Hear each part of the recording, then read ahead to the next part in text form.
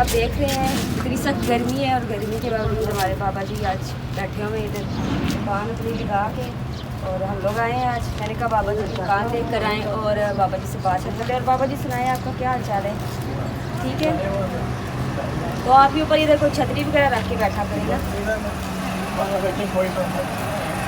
अच्छा, तो हम बाबा जी को आज देते हैं पैसे और बाबा जी से कहते हैं आपने छतरी भी लेनी है और अपने पास के ऊपर छतरी लगा के ना तो आपको बैठ सकते हैं। ठीक है, तो आप अपने पैसे रखें और अपने लिए छतरी वगैरह का इंतज़ाम भी करें और अपनी दुकान का भी कुछ ऐसा इंतज़ाम करें ना कि जो कम से कम आप ये धूप से तो बच जाए ना।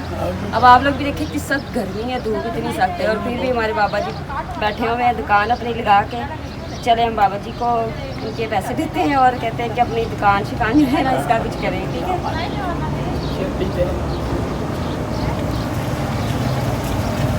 बाबा जी ये क्या है? अच्छा, ये आप पैसे देंगे और अपना ये छतरी ले जानी है और अपनी दुकान का सामान भी ले जाना है। ठीक है, ठीक है जी, अब आप जाए।